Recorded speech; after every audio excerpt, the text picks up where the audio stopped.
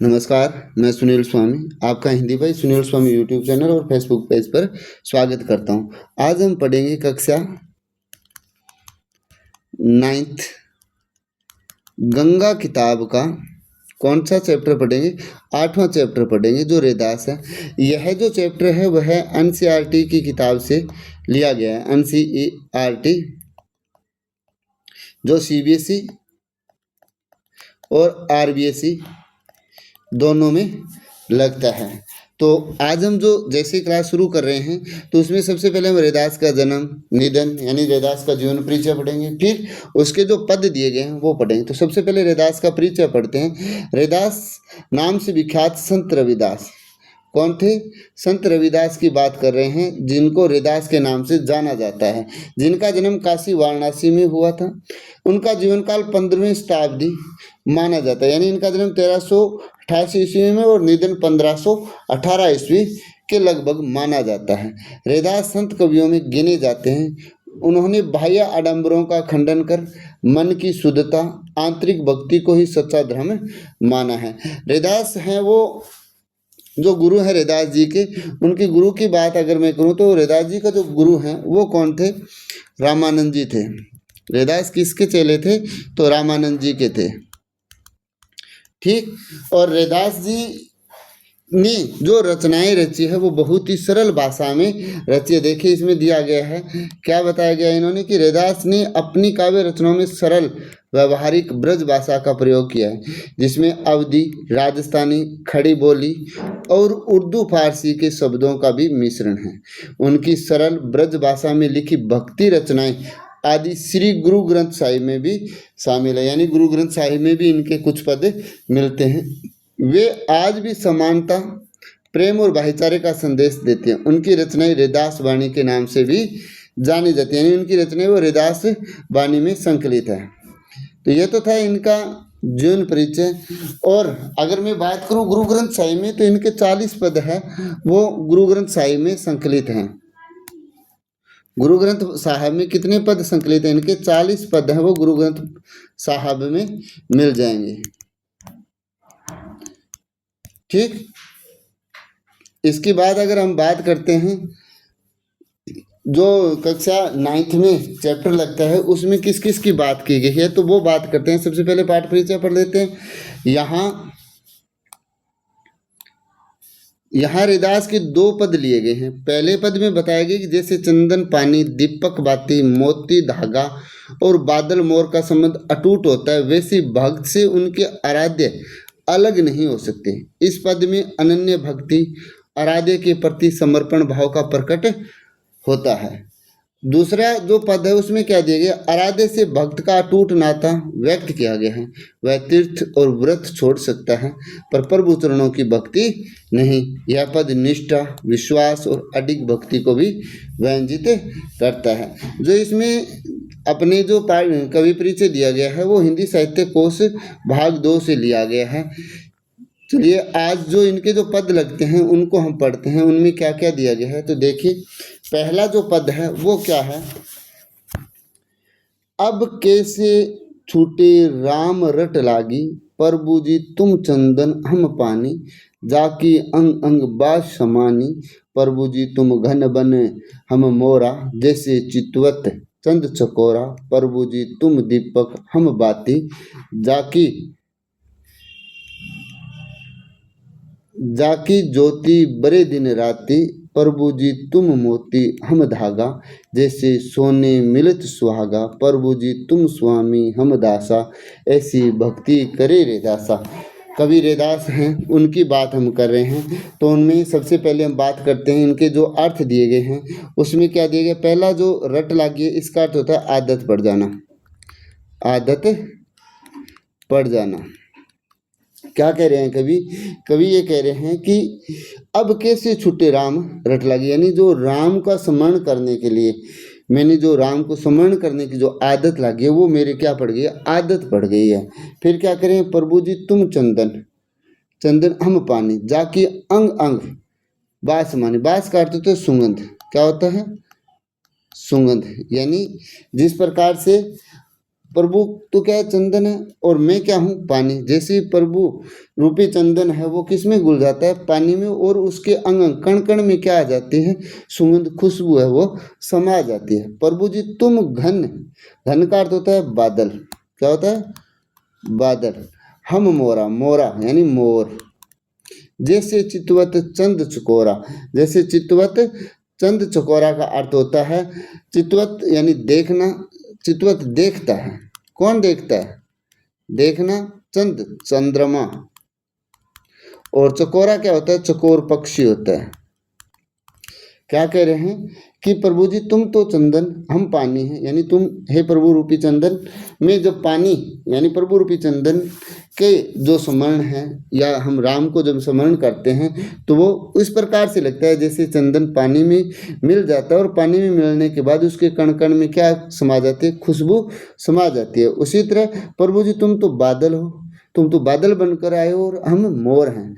जैसे चितवत चंद, जिस प्रकार से चंद्रमा को चकोर पक्षी निहारता है, देखता है, उसी तरह से हम भी आपको निहार रहे हैं। प्रभु जी तुम दीपक हम बाती, जाकी ज्योति बड़े दिन राती। प्रभु जी यानी हे ईश्वर तुम तो दीपक हो और हम बाती हैं, यानी दीपक तो क्या कर रहा है, प्रकाश दे रहा है, जिसकी ज्योति में बड़े दिन राती, यानी ईश्वर को प्रकाशित करने के लिए, ईश्वर है वो प्रकाशित करने के लिए हमें रोज दिन रात जलाता रहता है। यानी ज्योति बड़े, यानी जलने से उसकी क्या प्रकाशित होती है, ज्योति है वो जलनी शुरू हो जाती है। बड़े का अर्थ होता है जलना, ठीक, बड़े का अर्थ क्या होगा, जलना। आगे क्या है, प्रभु जी तुम मोती हम धागा, जैसे सोने मिलत सुहागा, जैसे सोने पर सुहागा होता है उसी तरह तो हम तो मोती हैं और तुम तो मोती, और हम उसमें समाया हुआ धागा है, जिस प्रकार से सोने पर सुहागा है। प्रभु जी तुम सोने, तुम तो मालिक हो और हम दास सेवक है। ऐसी भक्ति, ऐसी भक्ति कौन करे रे दासा। अब इसका पूरा अर्थ क्या होगा, यानी यहाँ पर जो बात बताई गई है वो क्या बताई गई है कि इस पद के माध्यम से जो कवि है वो क्या कहना चाहते हैं, यानी इस वेददास ने जो बताया है वो क्या कहा है कि ईश्वर के प्रति उनकी अपनी अनन्य भक्ति और अटूट समर्पण को दर्शाया। तो वह क्या कहते हैं कि वे प्रभु को यानी ईश्वर को चंदन मान रहे हैं, बादल मान रहे हैं, चंद्रमा मान रहे हैं, दीपक मान रहे हैं, मोती और स्वामी मानते हैं। और स्वयं को क्या मानते हैं, यानी खुद को क्या मान रहे हैं, जिसमें पानी मानते हैं, खुद को मोर मानते हैं, चकोर पक्षी मानते हैं, बाती मानते हैं, और धागा मानते हैं, और स्वयं को दास मानते हैं। उसी प्रकार ईश्वर जिस प्रकार से रोम रोम में बस जाता है, यानी यहाँ जो बात बताई गई है, जो पहली पंक्ति, इसका क्या अर्थ दिया गया है कि जिस प्रकार से चंदन को की सुगंध पानी के कण कण में समा जाती है, उसी प्रकार ईश्वर उनके रोम रोम में समाये हुए हैं। ठीक, पहली पंक्ति का ये हो गया। दूसरी पंक्ति में क्या कहा गया है कि वे कहते हैं कि जो चकोर पक्षी है वो चंद्रमा के प्रेम में यानी निरंतर उसके समान अपने आप को उसमें समाया रहता है। और फिर कह रहा है कि स्वयं को क्या मानते हैं, ईश्वर का अंश मानते हैं, जो क्या है, दास बनकर उनकी भक्ति करते रहते हैं। ये था पहला पद। दूसरा पद क्या है, जो तुम मोरो, जो तुम तोरो राम में नहीं तोरो, तुम सो तोरी कवन सो जोरो, तीर्थ व्रत न करूं अंदेशा, तुमरे चरण कमल एक भरोसा, जहाँ जहाँ तुमरी पूजा तुम सा देव और नहीं दूजा, मैं अपनो मन हरि से जोरो, हरि सो जोरी सबन सो तोरो, सभी पहर तुम्हारी आशा, मन क्रम वचन कहे रे दासा। यानी अब कवि है वो क्या कह रहे हैं कि जो तुम तोरो, तुम तोरो मतलब तोड़ना, तुम तोरो मतलब तोड़ना, राम मैं नहीं तो यानी मैं नहीं तोड़ना चाहता हूँ, यानी तोड़ने का मतलब हो गया यहाँ पर रिश्ता कह सकते हैं, नाता कह सकते हैं। तुम सो तोरी कवन सो जोरो, यानी जब तुम तोड़ सकते हो तो उसको कोई भी जोड़ने वाला नहीं है। जोरो का मतलब होता है जोड़ना। तीर्थ व्रत न करो अंदेशा, तीर्थ तीर्थ यात्रा, तीर्थ का क्या होगा, तीर्थ यात्रा,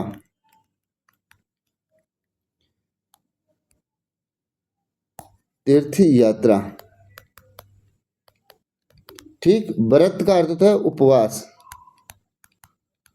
फिर क्या करें, करूं अंदेशा, अंदेशा का अर्थ होता है दुविधा या संशय, दुविधा या संशय। फिर क्या कह रहे हैं, तुमरे चरण कमल एक भरोसा, तुम्हारे चरण रूपी जो कमल है वही मेरे क्या है, भरोसा। यानी चरण कमल यानी कमल रूपी चरण, कमल रूपी चरण, कमल रूपी चरण। फिर क्या कह रहे हैं, एक भरोसा वही मेरे क्या है, भरोसा है, विश्वास है। भरोसा का अर्थ क्या कह सकते हैं, विश्वास कह सकते हैं। ठीक, फिर क्या बता रहा है, जहाँ तहाँ जाओ तुम्हारी पूजा, जहाँ जहाँ जाओगे वहीं तुम्हारी पूजा। तुम सा देव और नहीं दूजा का मतलब दूसरा, तुम्हारे जैसा कोई दूसरा नहीं। मैं अपनो मतलब अपना, अपनो मतलब अपना मन हरि से जोड़ो, हरि यानी ईश्वर, जोड़ो जोड़ा, जोड़ना। हरि सो जोड़ी सबन सो तोड़ो, यानी हरि ईश्वर से जोड़कर मैंने सबसे क्या है, नाता है वो तोड़ दिया। सबन यानी सभी से तोड़ो। सबही पहर, सबही पहर तुम्हारी आशा, सभी यानी सब पहर, सारे पहर, सारे पहर यानी समय, तुम्हारी, तुम्हारी आशा, आशा मतलब कह सकते हैं विश्वास कह सकते हैं, आस कह सकते हैं। मन कर्म वचन, मन कर्म वचन यानी कार्य से कहे रेदास, यानी मन कर्म वचन से रेदास है वो कहते हैं। क्या कहते हैं इसमें, वे कहते हैं कि जो तुम तोड़ो राम में नहीं तोड़ो, यानी यदि ईश्वर उनसे नाता तोड़ भी ले तब भी वह नहीं तोड़ेगा, और तुम्हारा तोड़ा हुआ वह किसी से भी जोड़ा नहीं जाए। तीर्थ व्रत न करो, यानी तीर्थ यात्रा और उपवास में मैं क्या कर सकता हूँ, उनको न करके मैं दुविधा में नहीं पड़ सकता, क्योंकि तुम्हारे चरण कमल एक भरोसा, और तुम्हारे जो कमल रूपी चरण है वही मेरा विश्वास है। जहाँ जहाँ जाओ तुम्हारे, जहाँ जहाँ जाऊँगा वहीं तुम्हारी मैं पूजा। तुम सद तुम्हारे जैसा ईश्वर कोई दूसरा नहीं। मैं अपना मन हरिशो, मैंने अपना मन है वो हरि से जोड़ लिया। हरिशो जोड़ी सबन जोड़, मैंने जब ईश्वर से जोड़ दिया है तो मैं सभी से नाता तोड़े तो सभी पैर तुम्हारी, तुम्हारी हर समय तुम्हारी ही आस रहती है। मन कर्म वचन के हृदास है वो मन कर्म वचन से ईश्वर के प्रति समर्पण हो रहे हैं। ये जो दोनों पद ये हृदास वाणी से लिए गए हैं, जिसके संकलन करता है डॉक्टर सुखदेव सिंह। अब बात करते हैं जो क्वेश्चन इसमें दिए गए हैं उनकी, वो क्वेश्चन कौन कौन से हैं,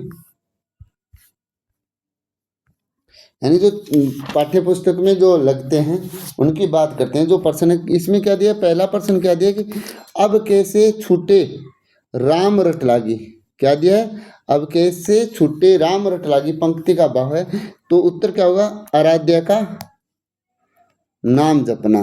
प्रभु जी तुम चंदन हम पानी, पंक्ति में आराध्य और भक्त का संबंध किस रूप में बताया गया है, तो किस रूप में बताया, एकाकार और समरूप, यानी जिस प्रकार से चंदन वो पानी में समा जाता है, उसके कण कण में बस जाता है, उसी तरह ईश्वर एक है और उसमें ही हृदास की भक्ति या हृदास से अपने आप को आए। तुम दीपक हम बाती से हृदास का क्या भाव है, तो इसमें हृदास का भाव क्या है, भक्त का आराध्य से मेल जीवन को आलोकित करते हैं। यानी भक्त है, भक्त का जो जीवन है वो कौन करता है, आराध्य से मिलने से, यानी ईश्वर जब मिल जाता है तो उसका जीवन है वो प्रकाशित हो।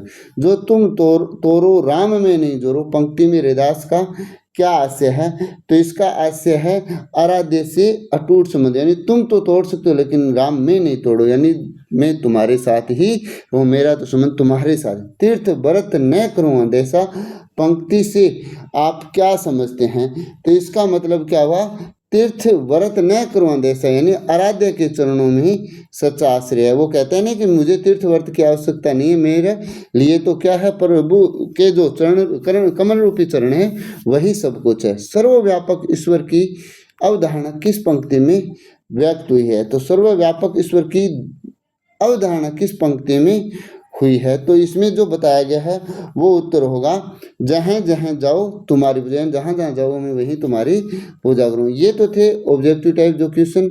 इसके अलावा इसमें जो क्वेश्चन दिए गए हैं, जैसे पंक्ति इसमें पूजा, प्रभु जी तुम घन बन हम मोरा, जैसे चितवत चंचकोर, यानी हे प्रभु जी तुम तो बादल हो और हम मोर हैं। जिस प्रकार से चंद्रमा को चकोर पक्षी निहारते रहते, उसी तरह से हम तुम्हें पुकार। तीर्थ व्रत करो न अंदेशा, तुम्हारे चरण कमल एक भरोसा, यानी तीर्थ व्रत तीर्थ यात्रा और उपवास नहीं करूँगा, इसमें मुझे कोई दुविधा नहीं, कोई संशय नहीं है। लेकिन मेरे लिए तो एक ही विश्वास है कि ईश्वर तुम्हारे कमल रूपी चरणों में ही मुझे स्थान मिले। ये हो गया आपका चैप्टर पूरा।